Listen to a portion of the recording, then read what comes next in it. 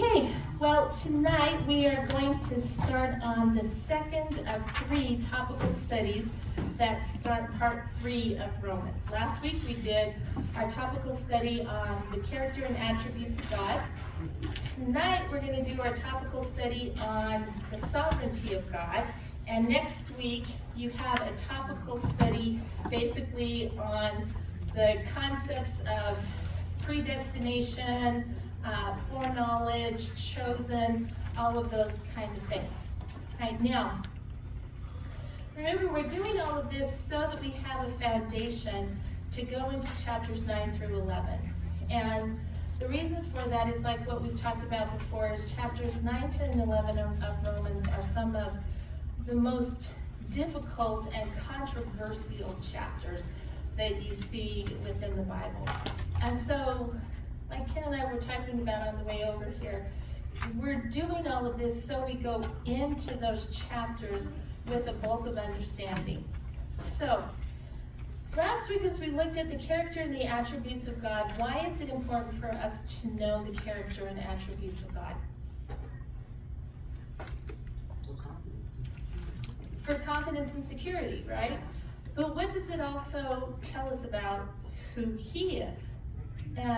And this is what we were talking about, that every biblical doctrine, everything that we know about our relationship with the Trinity comes from our understanding of who God is in that Trinity community, in His attributes and His character, right? So last week we saw that those attributes are divided into 2 kinds of attributes. We saw the natural attributes of God, which are all of the omni attributes, and that He's immutable, He's eternal, He's all of those things, right? But we also saw that there are the moral attributes that are love, goodness, grace, truth, those kind of things that we see as well. We also talked about last week that some of the attributes are incommunicable and some are communicable, which means that if the attributes are incommunicable, what does that mean? They can't be shared outside of the Trinity, right? The communicable attributes can be what? Shared by those who are God's people, because God shares them through His Spirit with His people, right? And that's one of the things that I want us to remember and understand, that God, that how we acquire those attributes of God isn't because we just want to be good, right? You can be moral and not have the character trait of God that is goodness, right? But what we see in those moral attributes of God about grace and wrath and jealousy and all of those kind of things, when we talk about righteousness as a communicable thing, it's because God gives us that righteousness. So what we understand is that the way that those things are done is through the work of Jesus or through the work of the Spirit living within us, right? So last week, we kind of skipped over one of the attributes. No, before we go on, now, how does God work in His attributes, right? And this is an important thing for us to remember as we go into these next few weeks. How does God work in His attributes, or how does God display His attributes? Is it like sometimes He's omnipotent and sometimes He's not? Or sometimes He's omnipresent and sometimes He's not? All attributes all the time. All the attributes all the time, right? So this is what we talked about, that in understanding that we can see how God can be long-suffering, He can be loving, but He can also be righteous, and He can do all of these things at the same time, right? So what you need to remember, especially because if we read a verse and we interpret it in a certain way that goes against the character and nature of God, then what I know about my interpretation of that verse is that it is what? It is wrong. Now, I may not understand the correct interpretation of it, but if it violates the character and nature of God, of who He is all the time in all of His being, then I have an incorrect interpretation, right? And I really do think sometimes that that's why we have the heated discussions over the information in chapters 9 through 11 that we do. Because one particular attribute of God, which really isn't even an attribute technically, but an activity that comes out of who he is elevated above the other attributes, right? And this is where we come to the understanding of the sovereignty of God. So tonight we're going to look at the sovereignty of God, and technically, for a lot of theologians, sovereignty is not an attribute. Sovereignty is something that comes out of the attributes. So basically the definition of sovereignty is God's governance of his creation, right? It is his kingly authority that he has. And this is why a lot of theologians don't see it as an attribute, but it is something that comes out of the attributes, because it is this understanding that God has control over everything that there is as the king of that realm, right? So when you look at the sovereignty of God, you have different words that talk about the sovereignty. You have dominion, you have providence, you have sovereignty, but they're all tied together in a way that shows us a complete picture of how God rules. And that's basically what sovereignty means, is rulership. So tonight, what we're going to do is we're going to look at some passages. We're going to look at the passages, and then we're going to come to some conclusions about the sovereignty of God, because I don't want us to state a conclusion and then work towards that conclusion. That's not inductive study, that's deductive study. So what I want us to do is we're going to go to the passages, and then we're going to see what we understand about the sovereignty of God. But before we get started, I want to ask you, is the sovereignty of God something that you have ever struggled with? Is that a rhetorical question? No, because actually I have met people who are like, no, I've never struggled with it. And I'm like, wow, what is wrong with me? Because there have been times when and not that now what I want you to hear me say is that you can struggle with something, and that doesn't mean that you don't believe it, right? Define struggle. It's that when I see something and then I look at the world around me, I have to come to God and say, okay, I want you to show me and tell me, how does this really work? Because if I look at it in this perspective, then it seems an ineffective way, in a sense, to explain what I really see. And I think that the sovereignty of God, because you hear this question by non-believers and even believers, in the question, where was God when that happened? Right? That question is a question about sovereignty. It sure is, and that's one I hope we get into a little bit later as we look at some of these. Yeah, so see, this is what I want us to think about as we look at this tonight. I don't want us to just think about it as, okay, we're studying sovereignty, check, we're going to check that, and we're all going to leave here just going, well, you know what, it's just under the sovereignty of God. Because what happens a lot of times with the study of sovereignty is you fall into two camps. You fall into a camp of becoming very fatalistic, that there's nothing that can be done because God is going to do what he's going to do, so therefore we're just along for the ride. Or you fall into the camp of, if that is the way God is, then we need to redefine him, because we don't like the conclusion that we come up with some of these questions. And what we want to do is we want to stay in Scripture. We want to understand what Scripture is telling us, but really look at it to see, can we come up with some comprehensive answer of how the sovereignty of God works, right? Because what we're going to see as we go through these is that the sovereignty of God is a pathway, that there's another path that lies alongside of it, parallel to it, which is the free choice of man. That man is a being that is created with free will. So How do those things work together? See, this is the question. Or can they work together? And so I don't want us just to sit here tonight and go, oh yeah, okay, well, that's just the sovereignty of God. We don't have anything that we can say, because that's not a good answer to someone who is struggling with something, and you just kind of toss that out there, right? I really want us to kind of process and see what we see about this. So as we start this, I want you to turn over to Daniel chapter 4. Now, as you're turning over to Daniel chapter 4, I'm going to read a verse to you from Deuteronomy that is kind of, in a way, the overarching verse of what we see when it comes to sovereignty. And in Deuteronomy 32, verse 39, God says about himself, "See now that I am he, and there is no God besides me. It is I who put to death and give life. I have wounded, and it is I who heal. There is no one who can deliver from my hand. Indeed, I lift up my hand to heaven and say, as I live forever."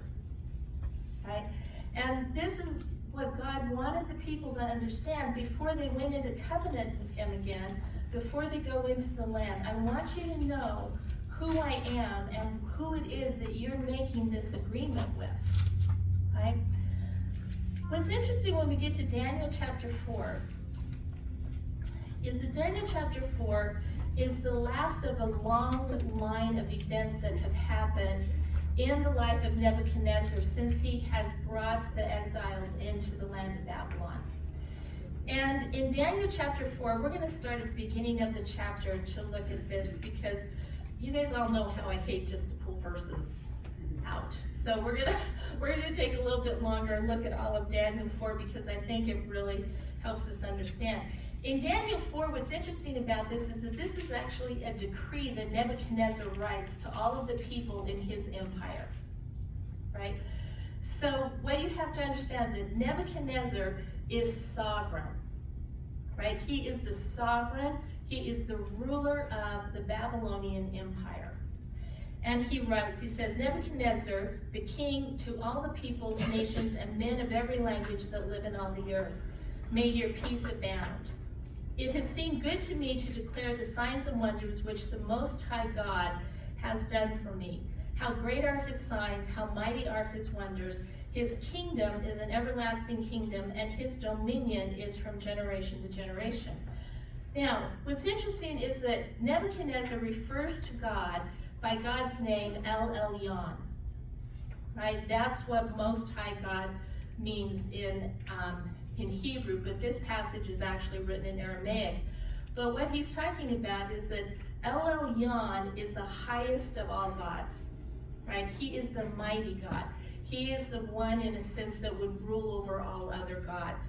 And what's interesting is that Nebuchadnezzar writes about some things about El Elyon, when he says that how great are his signs and how mighty his wonders. Now, what is Nebuchadnezzar acknowledging in those two statements? Yeah, what you see here now, what's interesting is for him to make those two statements implies that he has seen the wonders and he has seen the signs. Because you wouldn't say how great God is if in his wonders and his signs if you have never seen his wonders and signs, right? So it's interesting that things have happened that bring Nebuchadnezzar to this place where he acknowledges this supernatural aspect of the Most High God. And then he says that his kingdom, the place where he rules, is the kingdom is what? Everlasting. Everlasting. So he acknowledges the eternalness of the Most High God's kingdom. And he says his dominion, and dominion means rule, is from what? From generation to generation. It is through all generations. So he acknowledges the longevity of the Most High God's rule, right? Now, what he does is he starts relating then an event that happened to him later on in his reign, after all of the Jewish captives are brought over and all this. So one day he's just in his house, he's at ease, he has a dream. And what is the dream of? The tree, right? This great tree.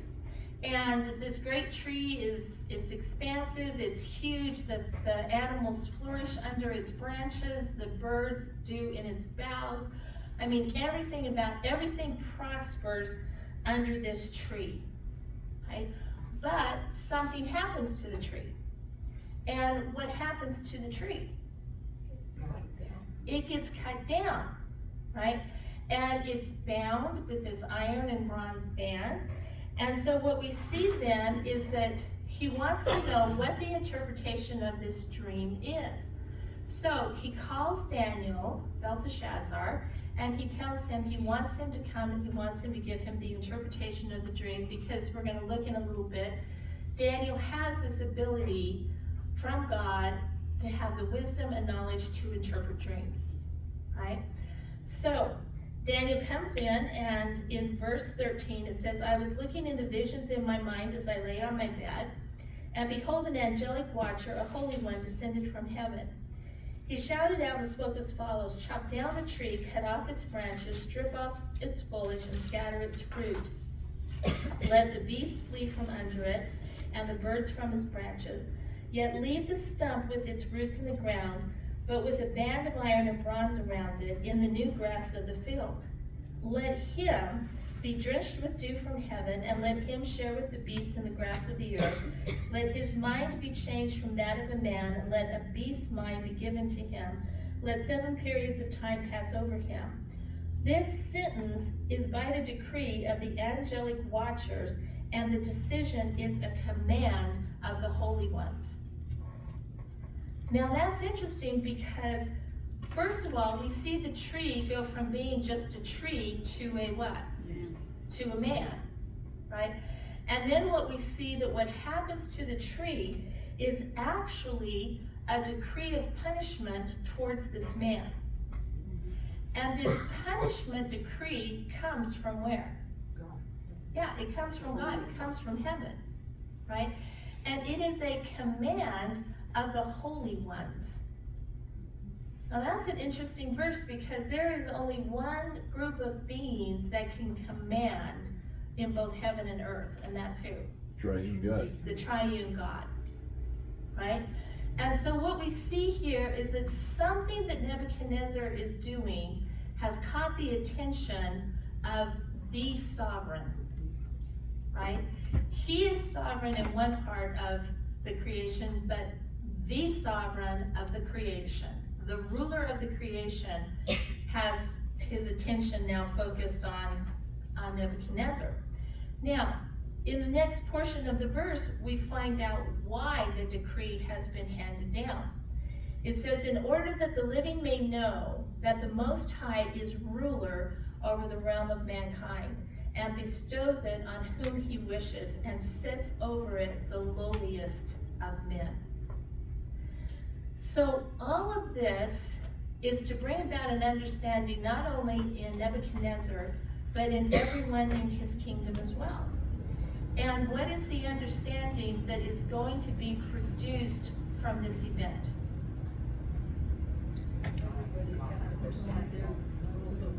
He's going to understand who rules over everything. And not just Nebuchadnezzar is going to understand, but the people of his realm, they're going to understand that as well. Now, what's interesting about this is that Daniel is really upset by this dream, right?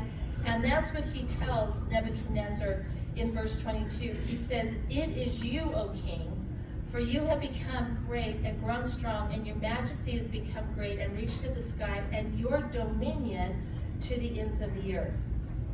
In that the king saw an angelic watcher, a holy one, descending from heaven and saying, chop down the tree and destroy it, yet leave the stump with its roots in the ground, but with a band of iron and bronze around it in the new grass of the field. And let him be drenched with the dew of heaven, and let him share with the beasts of the field until 7 periods of time pass over him. This is the interpretation, O king, and this is the decree of the Most High, which has come upon my lord the king. Okay? So he goes on and he says in verse 25 that he's going to be driven away from mankind, from dwelling places. But he tells him at the end of verse 25, he says, "And 7 periods of time will pass over you until you recognize" what? The Most High is ruler over the realm of That the mankind. Most High is ruler over the realm of mankind and bestows it on whomever he wishes. Right? Now, I think what's interesting about this is that if you were to just read this part of this chapter, it's always interesting because you kind of, anyway, kind of go, oh, poor Nebi. You know, poor Nebuchadnezzar. You know, he's going to have this lesson taught to him and he's going to do all this. And I think it's so interesting as you look at this because Nebuchadnezzar has filled a certain place in God's plan for the nation of Israel. Right? And he is a brutal man. Right? He is a animal when it comes to how he treats people. Remember the book of Habakkuk? When Habakkuk is standing there and he's like, oh God, how long are you going to let the sin of your people go unpunished? How long is it going to be before you do something about our sin? And then God says, oh, don't worry about it. I have someone. He's on his way. I'm going to send him. And Habakkuk is like, who are you sending? He says, oh, don't worry about it. The Chaldeans will be here in a little while. And do you remember what Habakkuk says? Well, not them. No, not them. Why would you punish us by them? They are the worst of the worst. They are the most brutal, bloodthirsty people that have ever been on the face of the earth to this time. Why would you use them to punish us? Right? And so what you start seeing here is that even though Nebuchadnezzar has been used by God for a plan, what we see here is that he is accountable to who? He is accountable to God. Now, what's interesting is that in this, in verse 26, it says, and in that it was commanded to leave the stump with the roots of the tree, your kingdom will be assured to you after you recognize that it is heaven that what? Rules. Therefore, O king, may my advice be pleasing to you. Break away now from your sin by doing righteousness, and from your iniquities by showing mercy to the poor, in case there may be a prolonging of your prosperity. So what does Daniel tell him he needs to do that may stay the hand of God's punishment on him? Be good. To quit sinning. Now see, and it's interesting about the things that he tells Nebuchadnezzar that he needs to do. He says that, now stop from your sinning by doing righteousness, right? And by what else? Showing mercy to the poor, right? Those are the things that Daniel says that Nebuchadnezzar needs to start showing as the ruler of Babylon. Now, this is what's so beautiful about sovereignty and free will. It would appear that Nebuchadnezzar has a choice here, right? Because Daniel says if you repent and if you turn away from these things, then possibly the hand of God will be stayed. Now, the question is, does Nebuchadnezzar take Daniel's advice? No. 12 months later. 12 months later. Right now, remember, what is one of the attributes of God? Long suffering. Long suffering, right? For 12 months, the decree is not fulfilled. And then we have that the king reflected one day as he said, is this not Babylon the Great, which I myself have built as a royal residence by the might of my power and for the glory of my majesty? My, right? And it says, and while the word was in the king's mouth, a voice came from heaven saying, King Nebuchadnezzar, to you it is decreed, sovereignty has been removed from you. So what happens to Nebuchadnezzar at that time? Okay. But his right to what? His right to rule is removed from him by the ruler.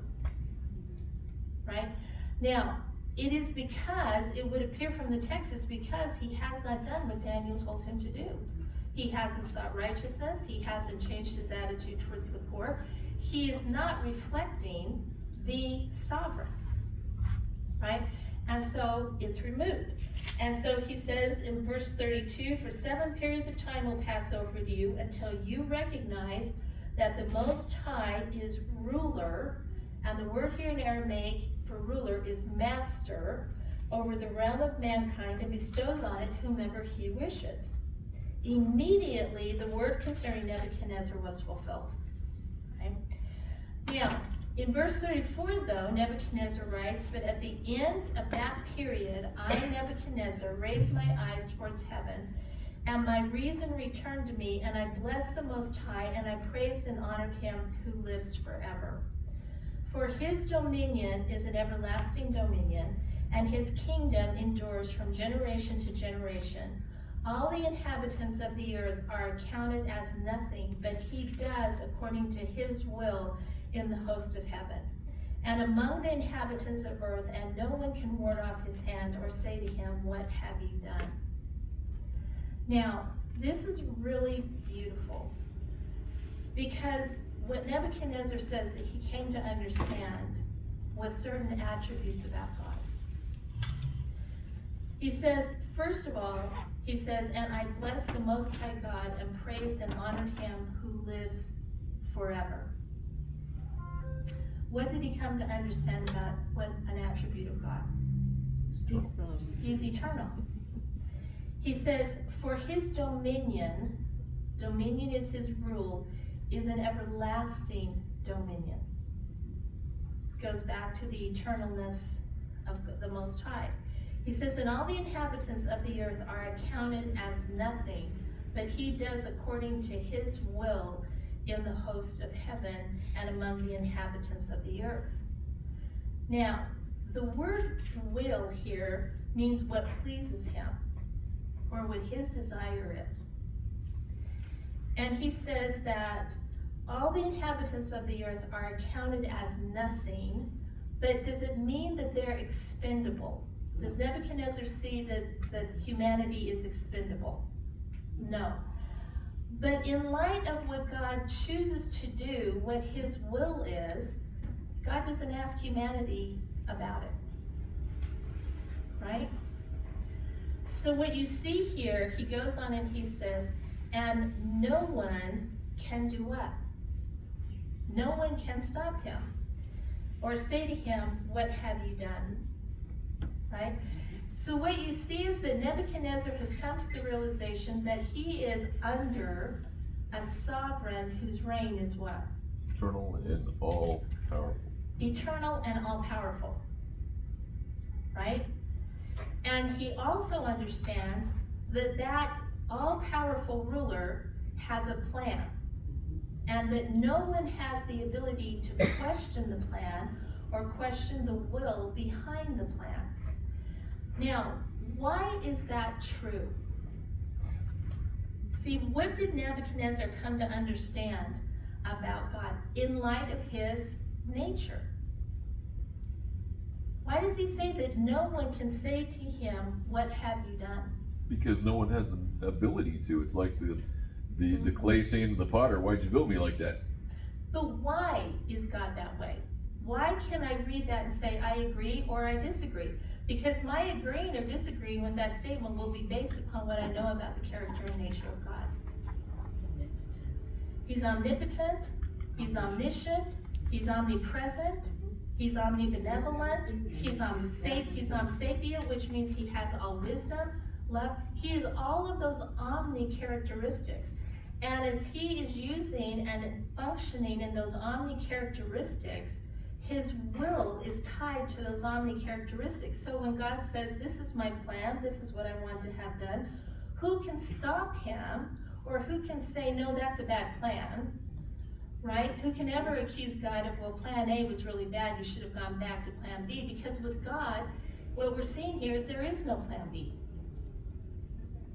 There's no better plan that can be come up with than the one that God comes up with. And the plan is tied to his will.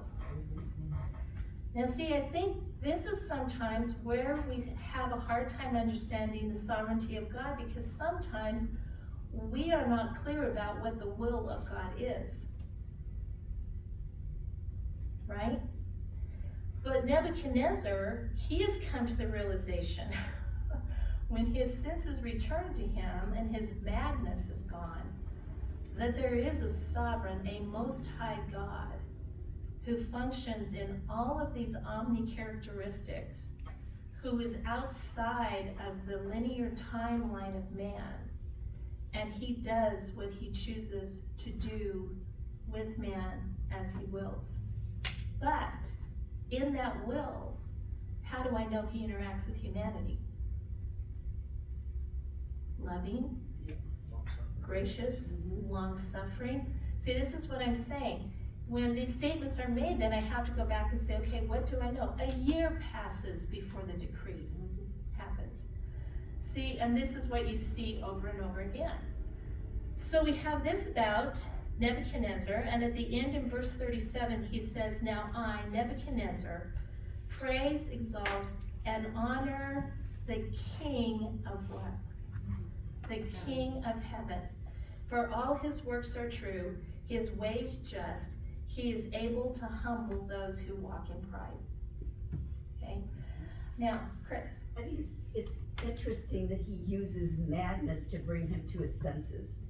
Exactly. See, this is what I want you to start seeing about the sovereignty of God, because we have to be careful that we don't project what we think sovereignty should look like. Right? And that's what happens a lot of times. We project what we think in our humanity what sovereignty should look like, and that's when we have an issue with it then. And if you see this, it wasn't just Nebuchadnezzar that has to learn this lesson. If you turn over to Isaiah chapter 14, we see somebody else is going to learn this lesson as well. In Isaiah 14, starting in verse 24, in verse 24 it says, now the Lord of hosts has sworn, saying, surely just as I have intended, so it has happened, and just as I have planned, so it will stand. To break Assyria in my land, and I will trample him on my mountains. Then his yoke will be removed from them, and his burden removed from their shoulders. This is the plan devised against the whole earth, and this is the hand that is stretched out against all the nations. For the Lord of hosts has planned, and who can frustrate it? Or as for his outstretched hand, who can turn it back? Now, who is this statement made against? What verses did you just read? Verses 24 through 27. Who are these verses about? Assyria and the king of Assyria. And so basically what we see is interesting because God identifies himself here as Yahweh of the host, right? The Almighty God of the army of heaven. And he says basically, what is his intention with Assyria? To break Assyria, where? In my land. That's his intention. Now, what is the plan of how to break Assyria? I will trample him on my mountains, then his yoke will be broken and removed from them. Now, he says in verse 26, this is the plan devised against the whole earth, and this is the hand that is stretched out against all the nations. So what you see here is intent and thought behind what's going to happen to Assyria. God says there's a purpose for this, and this is what I'm going to do, and no one is going to frustrate my plan. The word frustrate here in the Hebrew means to make ineffectual. No one is going to make my plan that I have set ineffectual. It will come to pass. Now, what is interesting about this is that you have these two nations, and they are both Gentile nations. And who is working in his desire and his plan within these two nations? God is. So what does that tell us about the sovereignty of God in humanity? Is he just the sovereign of Israel? Nope. No. He is the sovereign of every nation, it would appear. But I want you to turn over to Isaiah chapter 5, because what we also are going to see something about a specific nation that he has some questions about. In Isaiah chapter 5, starting in verse 1, he says, "Let me sing now for my well-beloved, a song of my beloved's concerning his vineyard. My well-beloved had a vineyard on a fertile hill. He dug it all around, removed its stones, planted it with the choicest vine, and he built a tower in the middle of it, and also hewed out a wine vat in it. Then he expected it to produce good grapes, but it produced only worthless ones. And now, O inhabitants of Jerusalem and men of Judah, judge between me and my vineyard. What more was there to do for my vineyard that I have not done in it? Why then, when I expected it to produce good grapes, did it produce worthless ones? So now let me tell you what I am going to do to my vineyard." Now, stop for a second right there. Why is the judgment going to come on the vineyard? Let's go back to. It's bad for it's untrue. It did not do what it was intended to do. Now, why did it not do what it was intended to do is the question. Rebellion. See, this is man's part. Right? It is man's responsibility to respond to the sovereignty of God in the appropriate manner. If he doesn't respond, like what we see here, because the question is asked, now judge between me and my vineyard, right? And God goes on and he says, so now let me tell you what I'm going to do to my vineyard. He says, I will remove its hedge and it will be consumed. I will break down its wall and it will become trampled ground. I will lay it waste. It will not be pruned or hoed, but briars and thorns will come up. I will also charge the clouds to rain no rain on it. For the vineyard of the Lord of hosts is the house of who? Israel. Israel, and the men of Judah his delightful plant. Thus he looked for justice, but behold bloodshed, for righteousness, but behold a cry of distress. Now, it's interesting because what God says he was looking for in that vineyard were two of his communicable attributes. What was he looking for in the house of Israel and Judah? Justice and righteousness. And since they weren't produced, he says, now the judgment will come upon the house because it has acted in disobedience. Now, but the question is asked, why didn't they produce what they were supposed to produce? And the answer is, of their own free will, they chose not to live according to how God had told them to live. Right?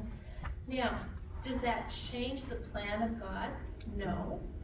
But what we see here is that man is responsible to live according to what he understands about the sovereignty and governance of the ruler. When they fail to do that, then we have issues that happen. And so what we see here when we look at this first kind of bullet point of God's sovereignty, what we see by these three places, and by no means, now please remember, this is not an inclusive, all-exhaustive study of God's sovereignty. That would take us, a couple of months to do. But just from these passages, what do we see that God is involved in his transcendence as he is over the creation? Remember we talked about his immanence, though, that he is personally involved in the creation. He is present at all times within the creation. Who is he in charge of? Everything, creation. Okay, but in these passages, who do we specifically see is accountable to him as sovereign? Nations. Kingdoms and nations are responsible to him as sovereigns. Sovereigns are responsible to the sovereign. Right?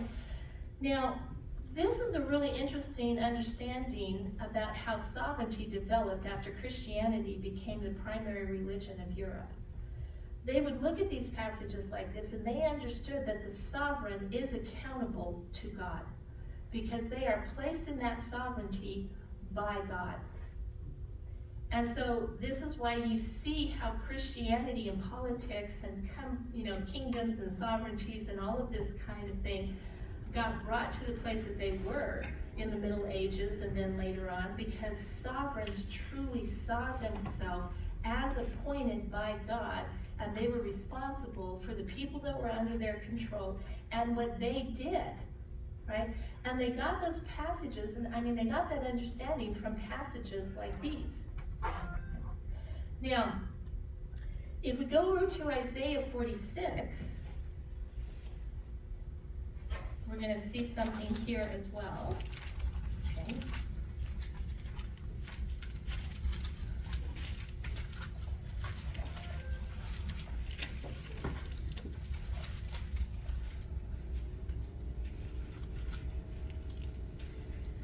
Okay, in Isaiah 46, what we see is God talking, and he says, "Remember this and be assured, recall it to mind, you transgressors. Remember the former things long past, for I am God and there is no other. I am God and there is no one like me, declaring the end from the beginning, from ancient times, things which have not been done, saying, my purpose will be established and I will accomplish all my good pleasure. Calling a bird of prey from the east, a man of my purpose from a far country, truly I have spoken, truly I will bring it to pass. I have planned it, surely I will do it." So what do we see here about God and his sovereignty here? Do anything what he wants with nature too. Now, yeah, but it's interesting what he reminds Israel of. The first thing that he reminds it, first of all, he says, you need to remember these things about me. The first thing he says is that remember the former times long past. And then he says, for I am God and there is no other. I am God and there is no one like me. What attribute is God reminding them of about himself with that statement? He's holy. Remember? What does holy mean? Set apart. Set apart. There is no one like me. There is only one God, and I'm him. Right? Then he goes on and he says, declaring the end from the beginning, and from the ancient times things which have not been done, saying, my purpose will be established, and I will accomplish my good pleasure. What are the characteristics that are involved with God doing that? He's omnipotent. He is omniscient. Because this is what he says, from ancient times, right? He's everywhere, always. And he has all knowledge to accomplish his good pleasure. And then he gets specific with what he's going to do. He says, the calling a bird of prey from the east, the man of my purpose from a far country, truly I have spoken, truly I will bring it to pass. I have planned it, surely I will do it. Self-sufficient. He doesn't need anybody's help to carry out the plans that he makes. And that's what he's reminding Israel and Judah of. I don't need you to agree. I don't need any input from you. As a matter of fact, I'm going to do what I'm going to do because I don't need anybody's help to do it. Right? And I can do it according to my will because I am all powerful and I have all knowledge and I am all knowing. So therefore I can accomplish the plan exactly as I have laid it out. Right? Now, what's interesting though here is that he makes these statements to remember former times, when he says that declaring the end from the beginning, from the ancient times. It would appear that God is trying to remind them about what in his sovereignty. Yeah, history and events, right? That he is the one who's in charge of these things. So turn over to Daniel chapter 2.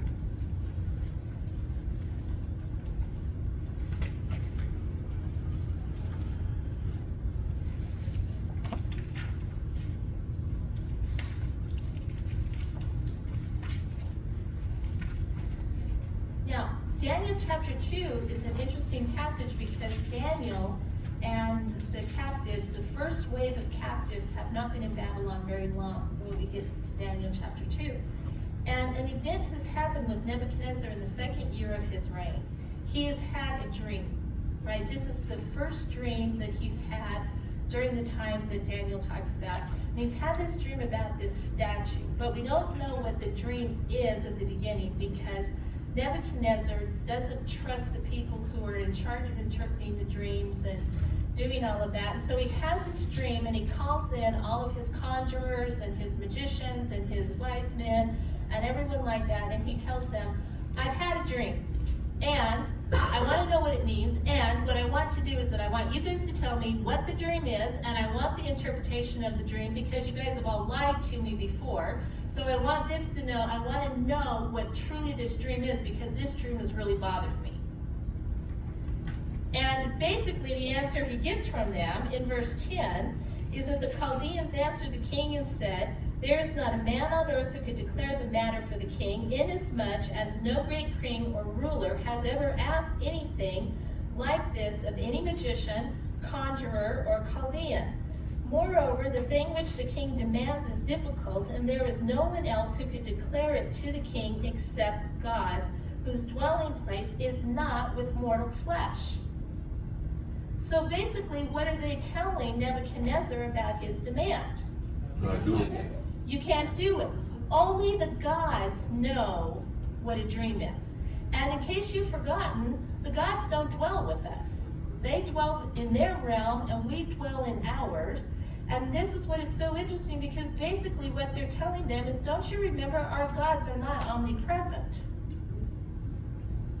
Like when you study Greek mythology, Zeus was either on Mount Olympus or he was chasing young virgins at the creek trying to seduce them. He wasn't at both places all the time, right? Simultaneously, he could only be one place or the other. And the conjurers and the wise men try to remind Nebuchadnezzar of this. And he basically says, I don't care. And he says, if you can't do it, then I'm killing all of you, right?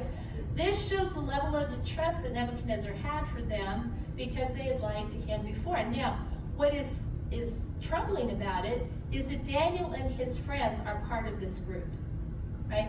And Daniel and his friends find out about that their lives are, that they're going to lose their lives. And Daniel actually goes to the man in charge of killing the wise men and he asks for time, right? And so in verse 18 he says, as we have Daniel recorded as saying, so that they might request compassion from the God of heaven concerning this mystery, so that Daniel and his friends would not be destroyed with the rest of the wise men of Babylon. Then the mystery was revealed to Daniel in a night vision. And the word in Aramaic for mystery here is secret, right? So now we see that the secret of the vision is revealed to Daniel in a vision, and then Daniel blessed the God of heaven. And Daniel said, let the name of God be blessed forever and ever, for wisdom and power belong to him. It is he who changes the times and the epochs. He removes kings and establishes kings. He gives wisdom to wise men and knowledge to men of understanding. It is he who reveals the profound and hidden things. He knows what is in the darkness, and the light dwells in him. To you, O God of my fathers, I give thanks and praise, for you have given me wisdom and power, and even now you have made known to me what we requested of you. For you have made known to us the king's matter. So what does Daniel acknowledge about God as he's thanking him for the vision to explain the dream? His wisdom, his knowledge, his power. So we see that Daniel acknowledges that God is omniscient, he is all-knowing, because only God could have given him the understanding, because the dream was a lie.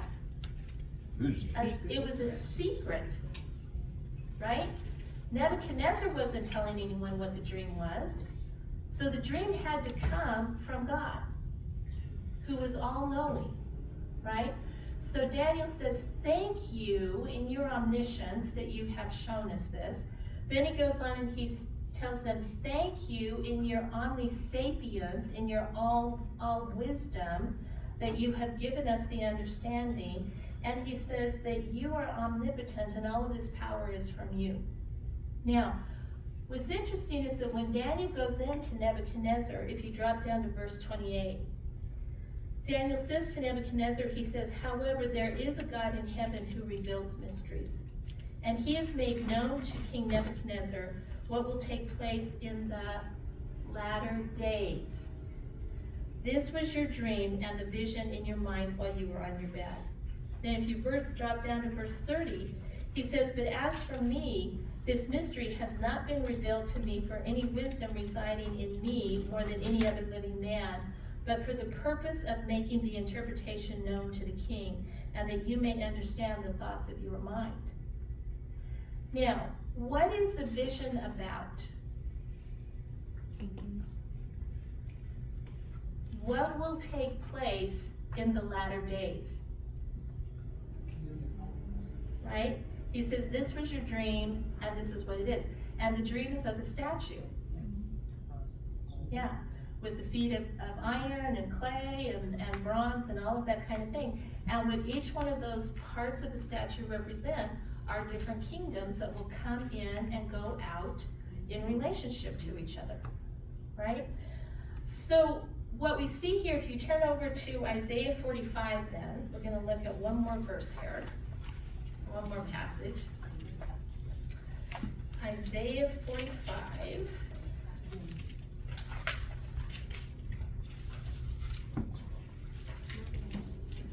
We're gonna start in verse 6. Or we're actually going to start in verse 1. Okay. It says, thus says the Lord to Cyrus, his anointed, whom I have taken by the right hand, to subdue nations before him, and to loose the loins of kings, to open doors before him so that the gates will not be shut. I will go before you and make the rough places smooth. I will shatter the doors of bronze and cut through their iron bars. I will give you the treasures of darkness and the hidden wealth of secret places, so that you may know that it is I, the Lord, the God of Israel, who calls you by your name. For the sake of Jacob my servant and Israel my chosen one, I have called you by your name. I have given you a title of honor, though you have not known me. I am the Lord, and there is no other. Besides me there is no God. I will gird you, though you have not known me, that men may know from the rising to the setting of the sun that there is no one besides me, that I am the Lord, and there is no other, there is no other, and the one forming light and creating darkness, causing well-being and creating calamity. I am the Lord who does all these. What was that passage? Isaiah 45, verses 1 through 7. Now, what is interesting about this passage that a lot of people don't realize when they read this passage is Cyrus is not anyone that will come into existence for In his a lifetime, long yeah. time. It's a long ways away. He's a long ways away. He is actually going to be the king of the Medo-Persian Empire that will come into existence after the Babylonian Empire. Right? Cyrus is hundreds of years away. And what we see here, though, is that God says some very interesting things about this individual. He says, first of all, that he will do what? In verse 1. He's going to subdue nations. Yeah, he says that he is his anointed, whom I have taken by the right hand. It's interesting because God uses very personal involvement and interactive language with Cyrus, right? It's basically, I have known you by name and I have taken you by the hand and I'm going to lead you to do what I want you to do. And what Cyrus, as his anointed, will do, he says, is to subdue nations before him and to loose the loins of kings and to open doors before him so that the gates will not be shut. Now, what's interesting is that God also says what he will do for Cyrus. What does he say he will do? Go before him. I will go before you and I will do all of these things. And not only will I go before you to make easier what I have called you to do, but you're going to acquire great wealth in the doing of it. Right? He says, now, what's interesting though, is why he puts Cyrus in the place that he puts him is in verse 4. For the sake of Jacob. For the sake of Jacob my servant, and Israel my chosen one. I have also called you by name. I have given you a title of honor, though you do not what? Nope. Though you do not know me. Now see, this is an interesting aspect of God's sovereignty. Because right here, he's talking about that Cyrus will have no recognition of him, that he will not acknowledge him as the Most High God. He will not do any of that. But who is guiding everything that Cyrus does? God himself is. Right? And it is for the sake of who? For Jacob, Israel, and Judah. Right? So now what we see when we look at this is not only is God sovereign or the ruler over kings and kingdoms, but he's also sovereign over the events and the timelines and the history within those kingdoms and events. Even though someone may not acknowledge him, they may not even acknowledge that it's God that's doing it, what does God say? I'm still doing it. The acknowledging of God acknowledging or lack of acknowledging does not diminish God's sovereignty. Right? So we've seen kingdoms, kings, events, history, and then we come to individuals. Now, there are two things I think that are here, and we're going to talk about two different individuals. And what we're going to talk about, first of all, is Job. Poor Job, right? So turn over to Job chapter 1 as we look at this. It's Job. It's Job. Yeah, go to Job. Now, I always think that Job is such an intriguing book because I don't know about you, but when I was younger, I would read Job and it was just like, it could have been in a language of an alien species. It was like, I understood chapters 1 through 3, and I understood the last chapter, but everything in between was just kind of like, I do not understand what's going on here. Over time, I've come to understand what's going on, and it even makes what is happening more profound to me, because at the beginning of the book, we're introduced to this man, right?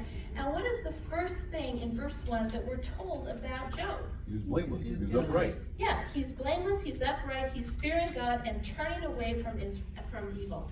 He's a good person in the eyes of God, right? And we're also told that he has lots of children. We're also told that he is wealthy. And we're also told that he is righteous and he's fearing God. In verse 5 it says, when the days of feasting had completed their cycle, Job would send and consecrate them, rising up early in the morning and offering burnt offerings according to the number of them all. For Job said, perhaps my sons have sinned and cursed God in their hearts. Thus Job did continuously. So what you see is that not only is he doing this, but he's also interceding on behalf of his children. If something that they have done has displeased God, I want to make sure that they're okay, so I'm going to intercede for them on all of these issues. Everything that you would look at Job, there was nothing that would say to you, he is not blessed by God, right? That he is not righteous in God's sight. And you have to remember that in ancient culture, righteousness and blessing were seen by wealth and children, right? And this is why Peter asks the question when Jesus talks about the difficulty for a rich man getting into heaven. Peter says, well, what about us? If it's so difficult for the rich to get into heaven, what about the poor? See, it's exactly opposite of we think sometimes that the poor are more righteous than the wealthy. But during the time of Jesus and the time of Job and Abraham and all of those patriarchs, what it was is that wealth was seen as blessing from God and right standing by God. Now, what happens then, we get to verse 6, and we're taken from where Job is, we're taken into the heavenly realm, right?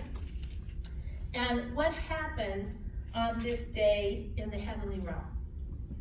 Satan refuses. Yeah. Satan comes along with the other angelic beings and he presents himself before God. And it's interesting because he and God have a conversation. And what is the question that God asks Satan? From where have you come from? Now, does he know where Satan has been? Of course he does. He does, all right? Unless and what we we just know learned about his that. omniscience Huh? isn't true. Said unless what we learned about his omniscience isn't true. Of course he does. Exactly. See, but these are things that I want you to see because people question these things in Scripture. Well, and But it's if I also kind of goes know- along with, you know, when people say, well, God can't tolerate evil in his presence. Well, yeah, he actually can. Okay, exactly. What do we see here? Right? Satan is right there. So we have this conversation about who? Job. Right? And God points Job out and Satan says, well, yeah, of course he's going to do that. And what is Job's challenge to God as to why Job does what he does? Only because he's blessed. Only because he's blessed. No reason to doubt God. Yeah, he doesn't have any reason not to see you the way that he sees you because all he has in his life is good. Now, what does God say? Take it away. Take the good away. It's up to Right? his life. Yeah, he says that in verse 12 he says, and the Lord said to Satan, behold, all that he has is in your power, only do not put forth your hand on him. So Satan departed from the presence of the Lord. So there's a limitation put on Satan. But basically his thing is that you haven't given him any reason not to think you're good. Take that away and he will what? He'll be good. Curse you. Right? That's the challenge that Satan makes to God. So what happens to Job? He lost everything. Yes, everything, just like in consecutive order, basically. He's just sitting in his tent one day, enjoying a nice meal, and then just like messenger after messenger comes out. So it appears within a short amount of time, by the end of that day, what has happened. But I want to stop here for He's a lost second. everything but his wife. Because here, you know, he says, God tells Satan, yeah, go ahead and take anything you want, but not his life. And if I were a person that was questioning this, I would say, yeah, well, Satan then went out and he killed all the servants with the edge of the sword, and he killed all the, Well, you know. Satan didn't, the Sabians did, and all of that. Whatever, kind of but thing. but God allowed that to Right. happen. Right. And so as a person who didn't know the Lord, I'd be like, there you go, man, your God's evil. Okay, but what is the point of what's being made? What is the charge To that prove the righteousness Satan- of Job. To what? To prove the righteousness of Job. Okay, but see, it is to prove the righteousness of Job, but the charge that Satan lays on Job is he says to God, if you take everything away from him that is interpreted by him as good, of your blessing, he'll curse you. He's challenging how Job will respond. Understood. Okay, now I think it's interesting because Satan doesn't know the spiritual condition of Job. Only God knows the spiritual Well, condition but of he was Job. pretty certain that Job would do that because he knows the basic part of man. Exactly. He's thinking that Job will respond like any other human will when these things happen to him, right? And I think this is what we were talking about. What is the point of this discussion up here?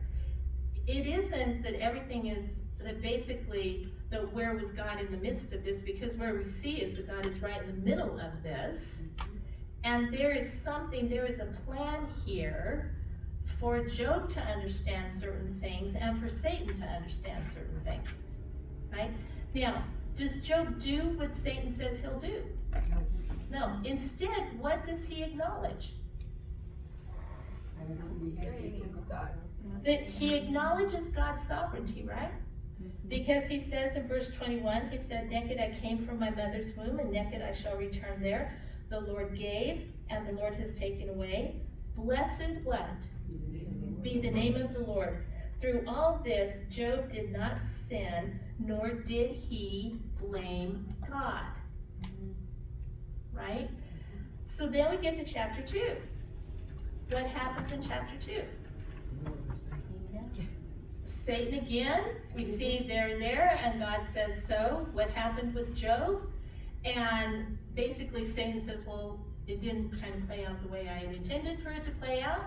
And he says, but the reason it didn't play out the way that I thought it would play out is because you didn't allow me to what? You didn't allow me to touch him. If you allow me to touch him, he'll curse you. And what does God say? Go ahead and touch him, but you cannot what? You cannot take his life. You cannot kill him. And so it says then, it says then Satan in verse 7 went out from the presence of the Lord, and he smote Job with sore boils from the sole of his foot to the crown of his head. And he took a potsherd and he scraped himself while he was sitting among the ashes. And then his wife said to him, do you still hold fast your integrity? Curse God and die. Now, what is interesting about this is the word integrity there in the Hebrew means, do you still hold fast your innocence? The word integrity means innocence. So she's saying that you're not innocent. She's interpreting it. Now remember, but you have to see it in the context of how God's blessing was understood at that time. Right. Everything that they have has been taken away from them. Everything. So how is she supposed to interpret that? You've done something wrong. You have done something wrong, Job. You need to admit that you have done it, and you just need, you know what? And then you just need to die. Right? Now, what's interesting is that because this has affected who else as well? Has affected her. Now, what is Job's stance throughout the next few chapters? Because what we're told then is he has these three friends that hear about what's happened to him. The three friends show up.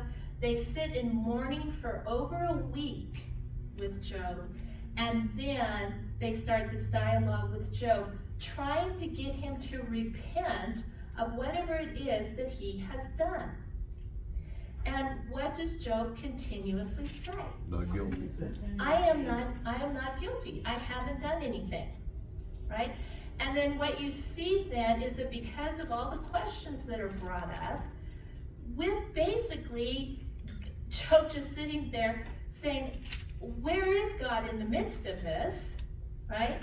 Then what we see at some point in time, who shows up to answer every question that Job has? God does. God does. And the answer to the question is, I am sovereign and in control of everything. Now, what's interesting is at the end of the book, God comes and he talks to the three friends and he says, you know what? You did not portray me as I truly am. And he even says that ask Job to make a sacrifice on your behalf, and I will accept that sacrifice from Job, and you will be forgiven. Yeah, that would be a rough confrontation. See?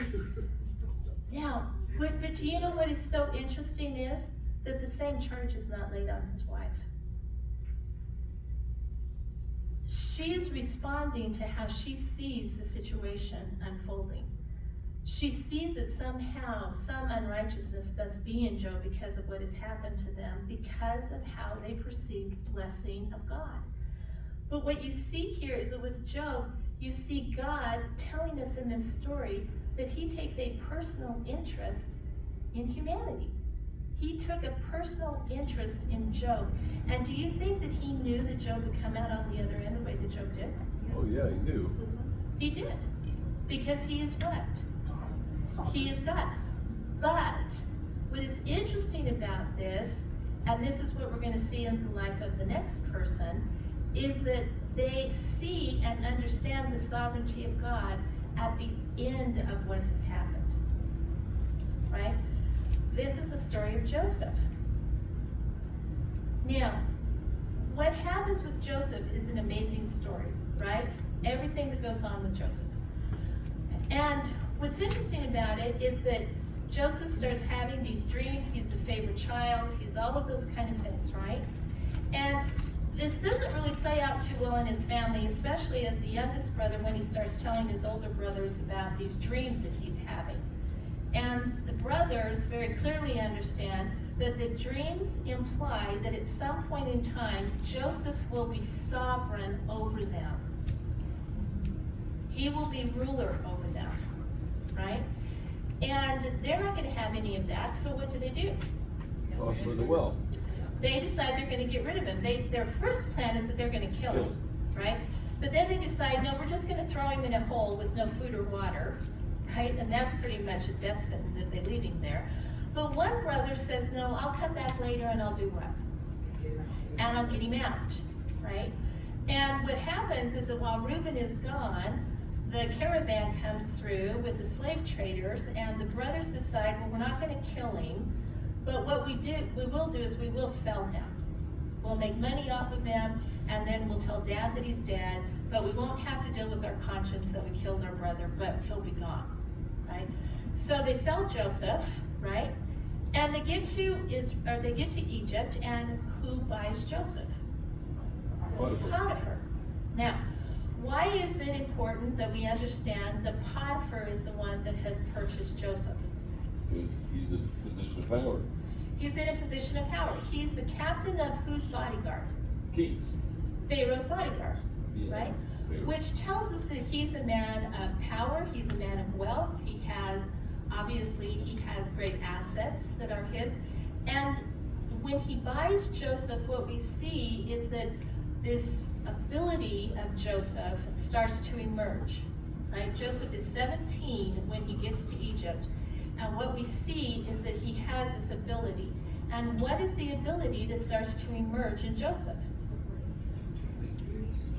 The ability that emerges in Joseph is his ability to manage his household. Okay? He's put in charge of everything at a very young age. Joseph is put in charge of everything in Potiphar's household. And we're told that except his wife. and Mrs. Potiphar, she wants to be put in charge, for Joseph to be put in charge of her. But Joseph is wise, and even though she keeps making these advances it's like a whole Mrs. Robinson scenario, with a graduate there. This kind of thing. And Joseph, for a while he's able to get away from her and all of that, but then you kind of read that she sets up a situation to kind of have Joseph in the home by herself, and Joseph doesn't succumb to her charms, but yet he's accused of an act, and because of that, he's put where? He's put in prison. He's put in a very special prison, which is Pharaoh's prison. Because the bodyguard is the captain of Pharaoh's bodyguard. And so what we see here is that it's interesting because Potiphar puts him in a place where Potiphar will still have some access to Joseph. And he will be. Now, what happens to Joseph in prison? Okay, before the dream's interpreted, what are we told that happens? He's put in charge of the whole prison, right? So now we see that Joseph has this ability still, and it's used by the prison, the guy who's in charge of the prison and all of these things. And then one day, these two servants of Pharaoh show up in the prison because Pharaoh's displeased with them. And after a certain amount of time, they both have a dream in one night, right? And they're both wondering, what do these dreams mean? Now we see a new ability in Joseph emerge, which is the interpretation of dreams, right? And he says to him, tell me, God will give me the interpretation. And with the interpretations, it turns out good for one and bad for one, right? Now, the correct interpretation of dream is always based upon, does that interpretation really happen, right? And a few days later, what we see is that the interpretation of the dreams start to play out, and lo and behold, the baker loses his head, and the cupbearer is restored to his position back in Pharaoh's household. But what had Joseph told the men? Because he knew that one of them would have access to who? To Pharaoh. He says, when you are restored, remember and tell Pharaoh that I have been imprisoned, I'm an innocent man, I was kidnapped from my country, all of this kind of thing. Lay my case before Pharaoh. And what does the cupbearer not do? That. He doesn't do it for 2 years, right? For 2 years, that Joseph is in that prison, taking care of the prison. And then Pharaoh has these dreams that disturb him. And then what does the cupbearer say? Oh, I forgot. Oh, now that you mention that, there's this guy who I met in prison when you were mad at me. We're not going to talk about that too much. We're not going to remember that incident. But he told us the interpretation. The baker and I both had these dreams. He gave us the interpretation of the dreams, and they came about just as he said. Oh, great Pharaoh, send for him, and he can give you the answer to your problem. And so they bring Joseph in. Joseph hears the dreams. What are the dreams about? Famine. The famine, right? Years of plenty. And there's years of plenty, years of famine. And then what's interesting is that Joseph tells Pharaoh, you know what, you need to find someone who can manage all of this, because God is going to give you enough so that the nation of Egypt will survive the famine, right? And lo and behold, who does Pharaoh come to an understanding is the man to do it? Well, God told you the dream, so you must be the person. You must be the person. Plus, what has Joseph been doing since he's been in the prison? He's been managing the prison, right? So Joseph comes in, what you see here. But do you see here, what I think is interesting about this is that when you read the text, it says all through the text, and the Lord was with Joseph. And the Lord was with Joseph. And the Lord was with Joseph. Yeah, but you know what I'd be thinking, and I think this every time I read that, is that, you know, here Joseph, he had nothing to do with anything, gets tossed in the well, gets sold to some Egyptian trader dudes, he goes over, gets to Potiphar's house, he does a good job, he's doing everything right, and then Potiphar's wife puts the move on him, he gets in trouble for something he didn't have anything to do with. Then I wonder, how can you still think that God is good in this situation? Well, he's not dead. There is that. No, I understand. But I'm trying to make some real life application Okay, here, because all when right. bad things happen, Now- automatically we're like, Okay, well, there's a whole lot of now bad this things is, going on. Maybe I this is wasn't my right in the first point. place. This is why when Moses conveys this story to us, Moses is very clear through the leading of the Spirit that we know who has not abandoned Joseph. God. He is omnipresent. He is omnipotent. He is still in control of all of this. There are so many times that Joseph could have lost his life, right? His brothers could have killed him. Potiphar could have killed him, and nobody would have said anything about it. Instead, Potiphar puts him in prison. He's there, and he prospers. And I think this is the thing, that even though it doesn't seem prospering as we would know it and understand it, Joseph does prosper. He prospers in Potiphar's house. He prospers in prison, right? Then he's brought to Pharaoh, and then the ultimate is that he now really blends. He really prospers now, because in all of Egypt, there is no one who has any more power other than Pharaoh himself, right? This lowly Hebrew slave is given all of this power, right? And his purpose is for the thriving of the nation of Egypt during this horrible famine that is on its way. And is Joseph capable of the task? Yeah, oh yes. Yes, he is. Because who is what?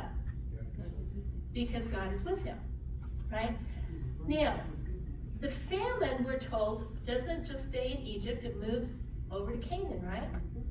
And at some point in time, Jacob and the brothers are sitting there going, we're a little bit hungry, but guess where? We know that there's grain in Egypt, so guess what, boys? Get on your donkeys and go to Egypt and get us some grain. And it appears that everybody who comes to buy grain as a foreign individual has to appear before who? Joseph. And immediately those brothers come before him, and who does he recognize? Brothers. He recognizes his brothers, but his brothers don't recognize him because he looks like a what? He looks like an Egyptian. Walks like an He Egyptian. walks like an Egyptian too. He walks like it, talks like it, yeah. This, they didn't write that down, but you know, he did the whole, you know, whenever he'd move, he'd go this way. Okay, but what we see here is that now what you see is that this plan of God is starting to coalesce as to what has been happening. And we see this whole picture then of Joseph knowing who they are, they don't know who he is, this whole thing of bringing Benjamin to him, this whole thing, because in the end, what he wants to see is that if these men are the same men that they were when they had sold him into slavery. And what do we see? They're not the same men. That they're concerned about Jacob if something happens to Benjamin. They're concerned about, and they're having all these conversations that Joseph understands because he understands Hebrew, they don't know. But in the end, what you see is the redemption and the restoration of this family. But then, Joseph looks back and knowing what lies ahead, right? That the famine is going to get much worse, that they will not survive if they are where they are. He says to them, he goes, you know, what you meant for evil, God has done what? God has meant for good. Now, he says, go get Dad, go get everybody else, bring them. I'm going to give you a part of Egypt where you're not going to be bothered, and you're going to thrive there. And did they? Yes. Now, they multiply and they multiply. Now, we look at that, and like Ken is saying, throughout all of those stages, we would question, how is this the sovereignty of God? Now, let me ask you, why do we question that? Well, let me rephrase the question, because I wouldn't say, how is this the sovereignty of God? What I would say is, God is sovereign, this is bad, God's bad. Okay, all right, good point. Why do I say it's bad? Because that's my perspective. My perspective. That's a lot of people's perspective. Short-term perspective. See? You And I pull think- only from what you can find out. Exactly. See, and I think this is the problem a lot of times when people deal with God's sovereignty. What we see is that the immediate thing in front of me, I'm interpreting as bad. Right? But what we've seen in the life of Joseph, yes, he was in servitude, but he was still prospering. Right? And he's in a place where he will have at some point access to Pharaoh to do what God has sent him there that he didn't even know that God had sent him there to do. But looking back on it after 13 years or longer, what Joseph realizes is that if he had not been where he was, then who would not have survived? His family would not have survived. Right? So Joseph says, what you meant for evil, God has used for good. And so looking back on it, then Joseph says, I understand now the plan of God, because now I can bring you here. I can set you up in a place. You can thrive in this part of Egypt, so that when we get to the next book, the first part of Exodus, what we see is over the next 400 some odd years, how have they thrived? Very well. To a point where they're put in servitude, just like their forefather Joseph had been, because they have become so many people. Yeah, but I think this one is a lot easier to, Joseph, you can reason through. I'm playing devil's advocate here, but I'm gonna push it. You can reason through with Joseph, because good things come out of this. Let's go back to Job. Job's being all good. He's a righteous man, and now his kids are killed. Everything is taken from him. Right. And his kids are killed. He's like, Lord, I'm a good guy. Why'd you kill my kids? All right. And Job answers that question in the end. Because after he's done talking with God, what does he say? Before I had heard of you, but now I know you. It's a See, that was the intent. See, and I think that it was experiential knowledge. Now he has gained experiential knowledge because God has come and God has had this conversation with him. But you know what, Job? All along the way, I was still there. Even in the midst of those conversations, I was there, I was listening to them, and I was still there. And in the end, what I knew about you is exactly what you know about yourself now. See, this is what I think. What is the plan of God? But I'm not done. So let's say Job's kids, they must not be as righteous as Job, because Job does the sacrifices and everything in case they didn't get something done. Okay, So now let's, that's reading into the text, okay, maybe it is. Okay. But still, Job's kids get killed. right? So, my thought, if I'm Job, would be, man, or even if I'm some stranger that's talking to me, you know, and asking me these questions, now, are his kids going to hell? Did his kids know God? Were his kids righteous? That's not good. Okay, but That's what that's not what the purpose of the book of Job is about. The purpose I isn't about the understand that. righteousness I'm of trying his to- children. That's a red herring if somebody tries to bring that up in the book of Job. Because the book of Job isn't about the righteousness of his children. The book of Job is about the righteousness of Job. Yes, but it applies directly because Job is sitting there being good, very good, and his kids are killed. God is sovereign. My kids are killed. God, maybe you're not who I thought you were. Okay, so what does that tell me then about my understanding about sovereignty? How am I interpreting God's rule? Like you know what the end is. God owes me because I'm a good person. Exactly. Yeah. See, this is the thing that so many times that what is the problem with God's sovereignty? We interpret it in what we think we I agree, deserve Rita. I'm just telling you how the Well, conversations I okay, have. but that's the answer to the Not question, particularly on Job, but right? God is the one who understands what has to happen for this plan to occur, right? So take the life of Job. Everything had to be taken from Job that appeared to be blessing from God, right? His wealth, his children, all of that kind of thing. His health, everything had to be stripped from Job that people interpreted around Job as his blessing from God. Even his wife interpreted as blessing from God. But the question is that truly the blessing from God? No. And what you see here is that as time goes on and his friends are like, you need to repent. Whatever you did, you are so stubborn, you will not repent of what you have done. You will not repent that you are not righteous. And what is Job saying? but I am. I didn't do anything. I didn't do anything. And so then God himself comes to Job and starts talking to Job. And at that moment, he sees God, that the thing that God, the blessing of God is not found in things. The blessing from God is in knowing him.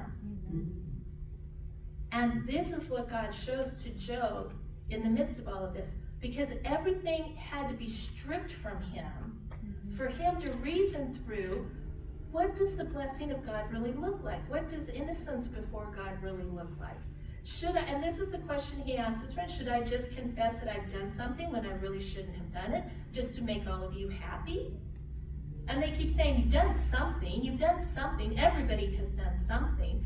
But see, this is what is so beautiful about it, that Job realizes that the true blessing is knowing God. And God in his sovereignty has brought him to a place where he acknowledges that I knew you, I had heard of you, but now I know you. Yeah.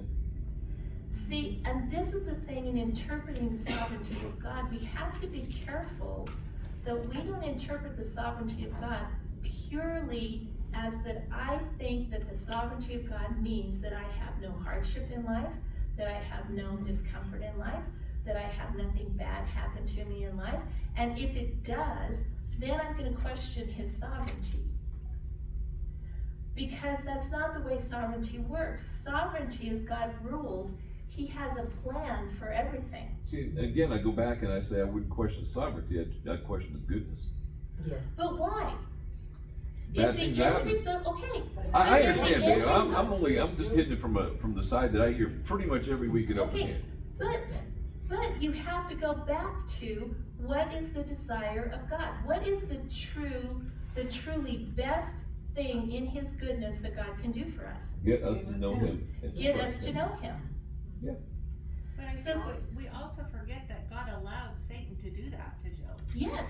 So where does Satan get blamed in this? I mean, they want to Yeah. continually blame God They for blame God. not Now, being so see now, I great think and that saving. this leads to a really interesting discussion here, because even Satan is used in God's plan, right? What you see here is that because so many people think that God and Satan are equals, right? And what we learn from the Job story is that they are not equals. What? Hold it. That They're not he's- brothers? They're not brothers. It's Jesus and Satan. Yeah. But see, I think this is what's so interesting. But see, what Satan does, and this is what you had in the Luke passage after the whole thing when Jesus is telling the disciples about what's going to happen that night, remember? And Peter's like, no, nope, it will not happen. That will not happen. I will not allow that to happen. And he says, I will die with you. And what does Jesus tell Peter? No, he says, Satan has requested to sift you. To sift you. But I have prayed for you, and when you are restored back, encourage your brethren. Now, what's interesting about that is that in God's sovereignty, what we see is that there is something that Peter needs to understand about himself that only this event will show him. Right? So in the end, is the denial of Christ really a bad thing for Peter? No, it turns out to be a good thing. It turns out to be a good thing. Because because Peter is so what?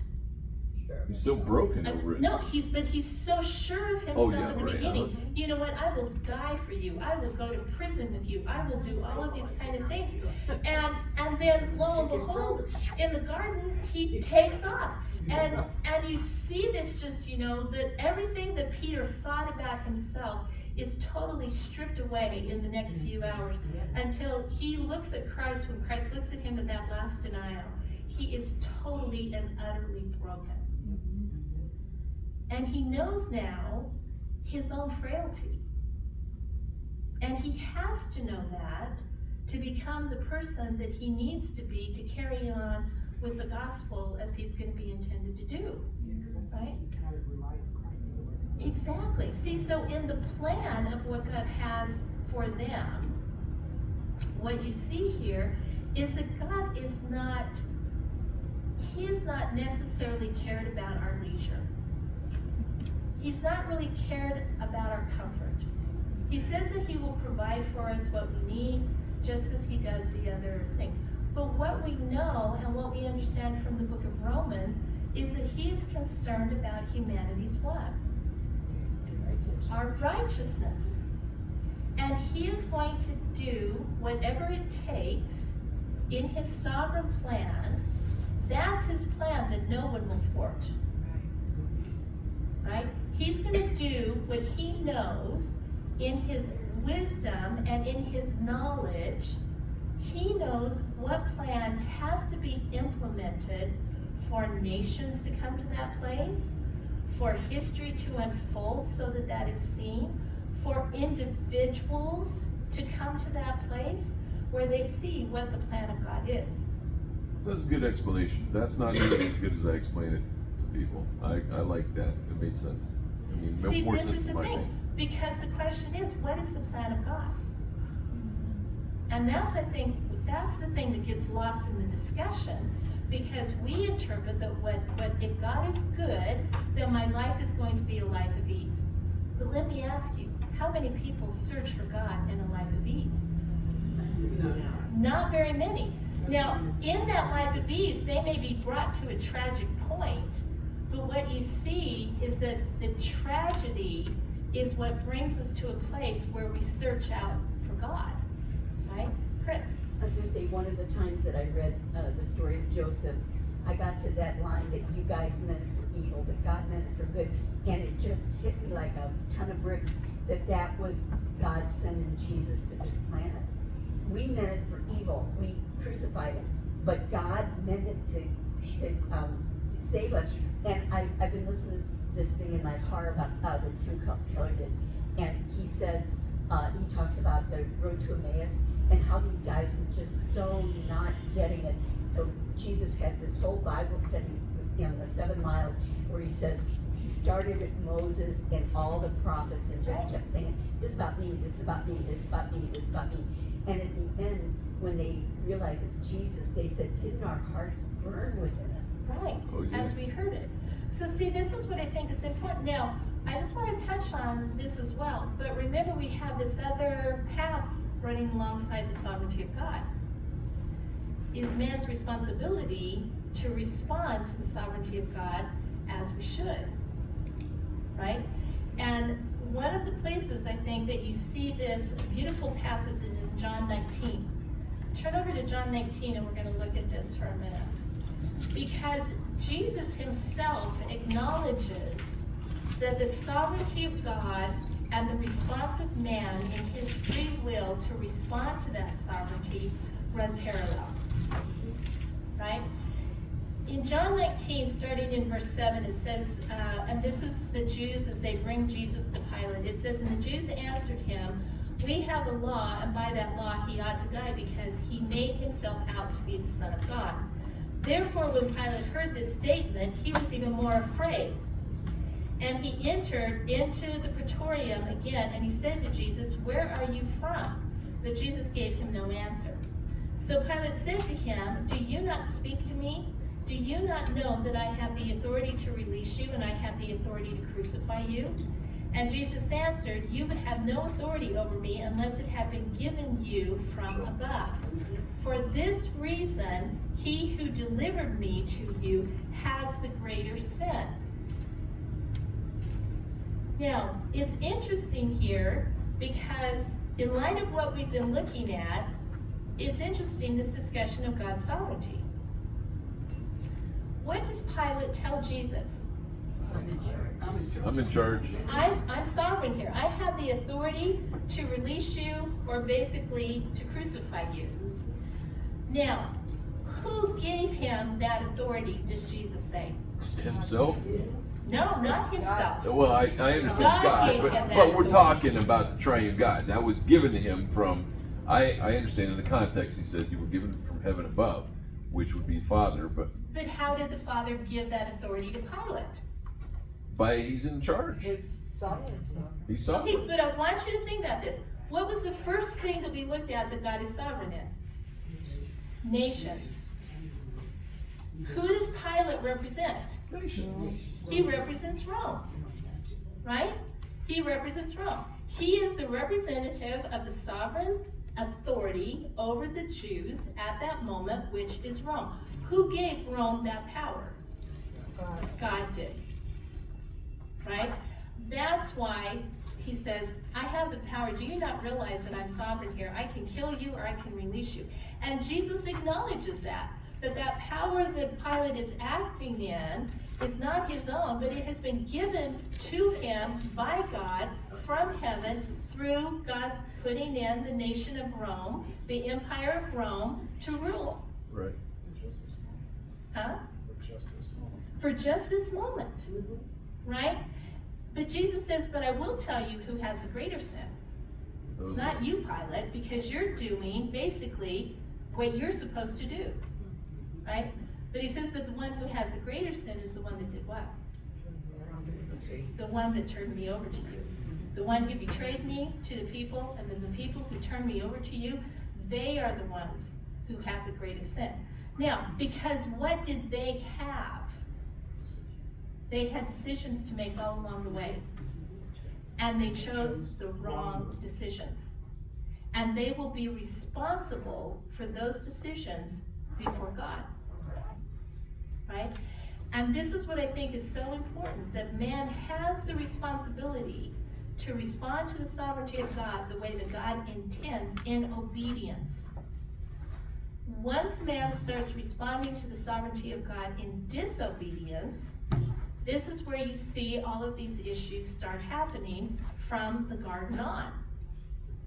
Right?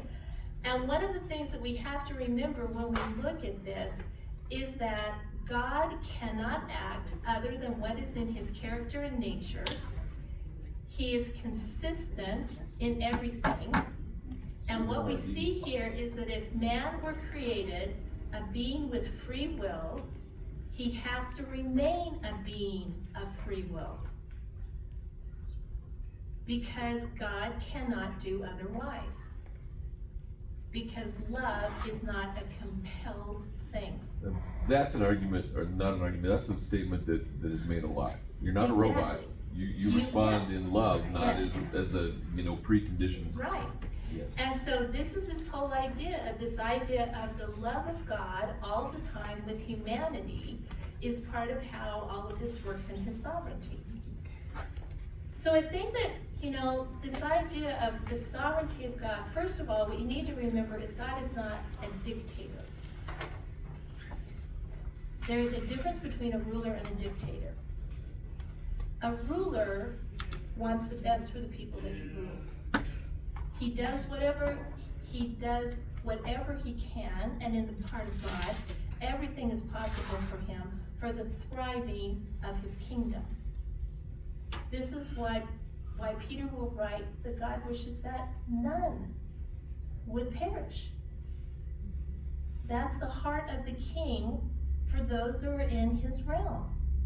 Now, that's the heart of the king, and he's provided a way for them not to perish. But every person in that realm still has what? Choice. Free will. They have a choice whether they will accept what has been offered by the sovereign, or they will not accept what has been offered by the sovereign. But if they don't accept, it doesn't violate the sovereignty of the sovereign. It doesn't violate his rule if they don't accept. Because he has made the offer. And it doesn't violate their own free will either. And it doesn't violate their own free will. Right? And so this is what we need to remember about God and his sovereignty. It comes out. That's why at the beginning when I said that sovereignty really isn't an attribute. It's what comes out of the attributes. It's God engaging with the creation in who he is by right. He has the right to rule because it is his creation. But he rules that creation in all of his attributes. Long-suffering, love, patience, all of those things. Omniscience, wisdom, benevolence, love, care. All of those things are part of his rule as sovereign all the time. Right? So, any thoughts as we close that? I know that was a lot, and you're going to have to kind of chew on it some more this week. Just kind of add it to what you're chewing on with the attributes. It was a great lesson.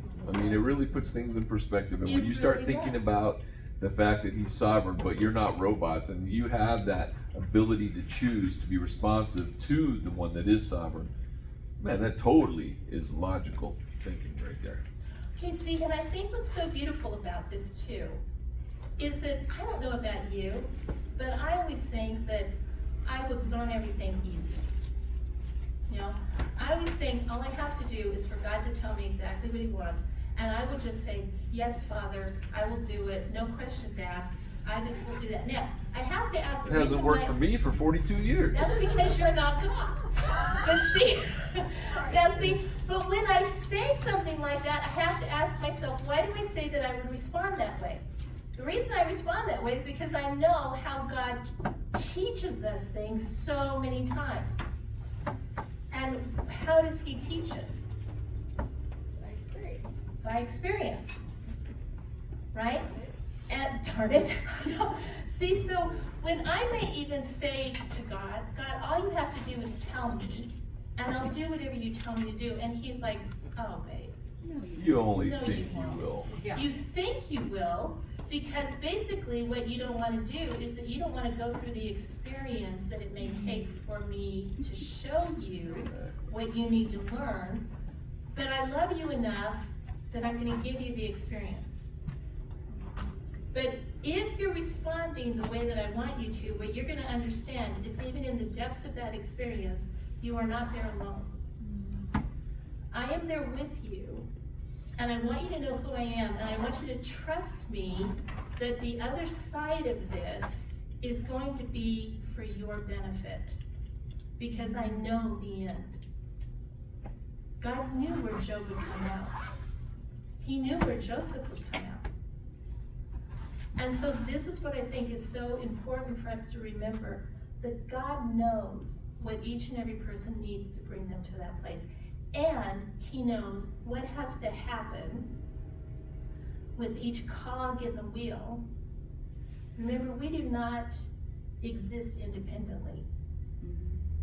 He knows where I have to be. He knows where this person who is attached to me has to be. He knows what this experience over here with this other person, what they have to go through. And he is the only one who knows how all of these cogs have to mesh in his sovereignty to bring about this result. So what you see is that God is working in that sovereignty in so many different ways. It is unfathomable. But the one thing that I do know is that in all that way, he is working for his will and his desire that we would all come to know him and be righteous. And he's going to do whatever it takes to do that. Right? So when I look at that, is it easier then to bend my knee to his rule? Oh yeah, it is. It should be. Okay? And it should bring me comfort, because what I realize is that my sovereign is not, it is not God's intention to destroy me, to bring me to a place where I am so despondent and crushed that I think that that's who he is in his sovereignty. Right? I need to remember that as a ruler, he loves me. He cares for me. All of his plans for me are good. Right. Even when I perceive them as painful and hard, they're still good. Okay. So, enough to chew on tonight as you go home? Yeah. So, any more questions, honey? No. Mainly they were comments, they weren't really questions. I kind of had it. No, that was very good. Okay. So, you guys ready to pray? Father, we thank you so much for this time that we've spent together as your people. And Father, we thank you that you are a God that wants to be known and you want to be understood, and you give us the information that we need. And Father, we just thank you that as we truly come to your word with open hearts and with open minds and open eyes, that you reveal yourself to us as only you can through your Spirit. And so we just ask that you would take what we've learned the last couple of weeks and you would do with this information what only you can do with it, that you would take it from our minds and you would plant it deeply in our heart, so that when those times of struggle come, we know what it is that you've told us. And that we can look around the world around us with confidence, knowing that even though it seems chaotic and even though it appears that it is just spinning out of control in that chaos and desperation, that Father, you are in control and you know exactly what point it needs to come to for your will to be accomplished. And so we ask that you would help us to always remember the beauty and the magnitude of your will. And that we would understand that it is for good. And that we would come to that place where we would be like Joseph and acknowledge that. And that we would be like Job and we would acknowledge that. And so, Father, I just thank you for these dear brothers and sisters. I thank you for them. They're spending their time here tonight studying your word. I ask, Father, that you would bless them as only you can. And the Father, that you would just help them as they accept these things in their own life and ponder them. The Father, that they would be able to explain them to others, to show that truly you are the God who is deserving of our worship, and you are the God, there is no other, and that you are a God whose glory is beyond everything. And so, Father, we just thank you for that. I ask that you would protect them this week, that you would watch over them, and if it would be your will, that we would return next week to continue our discussion of your word. But Father, if tonight were our last night that we were to spend together, oh, how great the depth of this discussion has been. And we thank you for all of that, through your Spirit who has guided us, and through the work of your Son given to us freely because of your love.